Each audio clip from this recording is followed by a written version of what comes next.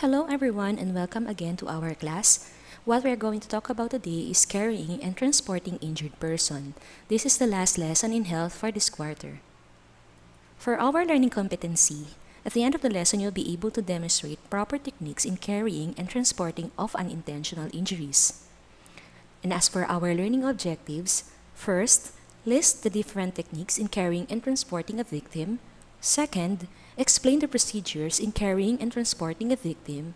And lastly, execute the different techniques in carrying the victim. So what is carrying and transporting in first aid?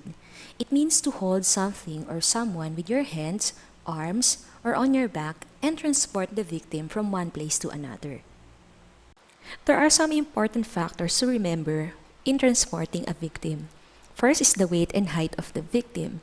The second is the status of the victim, if he or she is conscious or unconscious.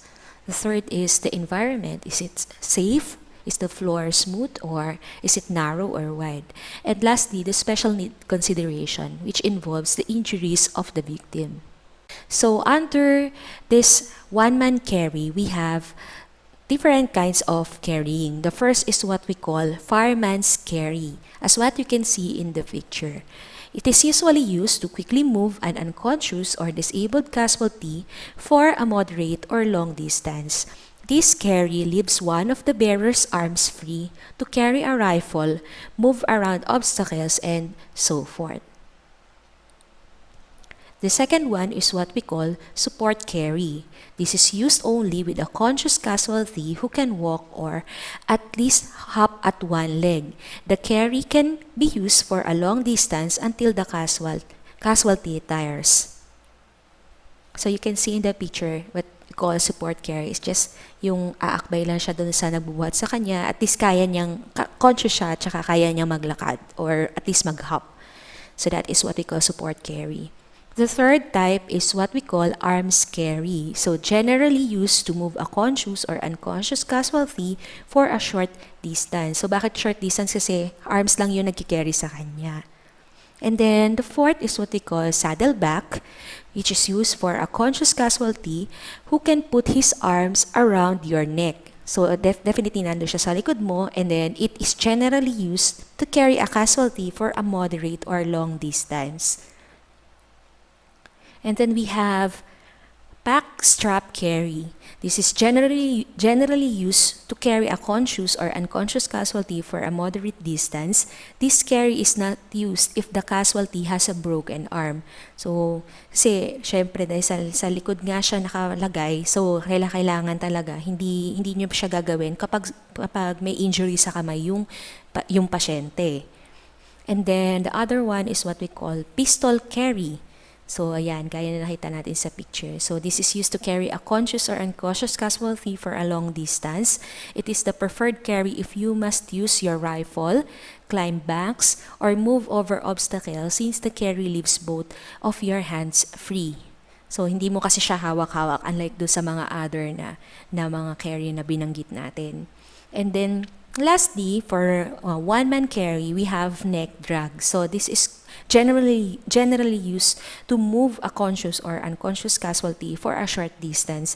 This carry allows the rescuer to stay close to the ground but not as close as the pistol belt drag. So the carry can be used when moving behind a low wall, under a vehicle, or through a culvert.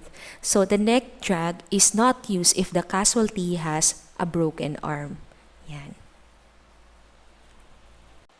So the next type of carry is what we call two-man carry, and there are different kinds of two-man carry. So the first is what we call two-man fore-and-aft carry. So used to move a conscious or unconscious casualty, it is not as tiring as the other carries, therefore it is usually the preferred two-man carry for moving a casualty for a long distance. So sa lahat ng mga two-man carry, ito talaga yung recommended pag long distance yung gagawin sa kanya, yung pagtatransport dun sa victim. And then two-man carry support is another example of a two-man carry. So it is used to transport either a conscious or unconscious casualty. It is especially useful if the casualty is conscious and needs assistance in walking. And then the other one is what we call two-hand set carry, which is used to move a conscious or unconscious casualty for a short distance. Kasi pakita nyo yung picture. So, ito siya sa front view, parang nagka-cross yung magka-cross yung hand nung dalawang magbubuhat, and then nakaupo lang yung casualty dun sa kanila, sa arms nila. Yan. And then the other one is what we call forehand set carry, which is used to carry a conscious casualty that can help support himself while he is being carried. Ito yung itsura ng mga kamay nila kapag ginagawa tong forehand set. And this carry is especially useful in transporting a person with a head or foot injury for a moderate distance. And then another is what we call three-person carry, or also known as the stretcher lift. So, ito is hindi na siya under ng two-man carry. It is more because it involves 3 persons, or this is also called a stretcher lift.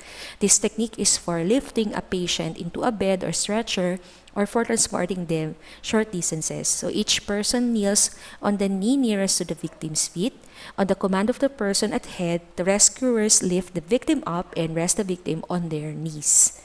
So, that's how you do the 3-person carry, or also known as a stretcher lift. And then another type of 3-hand carry is what we call the hammock carry. So hammock carry is method of moving a patient with 3 or more rescuers positioned on both sides of the victim. This is usually the strongest on the side with the fewest rescuers. So what are the things that you can use in carrying and transporting a victim? So in this topic, we will discuss what are the improvised materials for carrying and transporting a victim. The first is you can use a chair, wherein yun, so pauupuin nyo yung victim dito sa isang upuan, and then yun ang bumbuhatin nyo. And then the second is using a stretcher. Okay, just like this. And then another one is, okay, you just use a cloth. So those are the different materials that you can improvise and use to transport or carry a victim.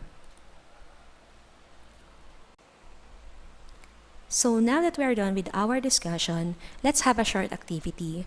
You will create a short essay discussing what are the different types of carrying and transporting a victim. So you can describe ano ba yung sa palagay ninyo na pinaka-effective na carrying and transporting procedure sa isang tao, lalo na kapag ito ay short distance or moderate distance or for long distance.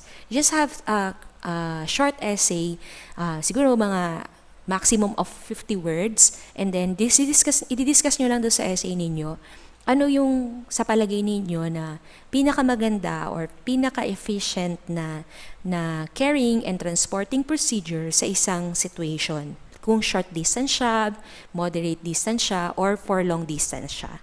Okay? Now, if you have any questions regarding our activity, just give me a personal message, and then try natin address yung mga questions ninyo. So that's it. I hope that you learned something from me. That's the end of our discussion. So I would like to remind everyone to keep safe, and next week magkakaroon tayo ng synchronous class. Pagsasamahin ko na yung lesson ng PE and Health on the second day, and then we will try to answer kung meron man kayong mga questions dun sa mga previous video presentation na ginawa natin. So yun na yung time para isum up natin lahat yung mga pinag-usapan natin sa quarter na ito. So that's it. Again, thank you very much for attending our class, and I'll see you again next time. Goodbye!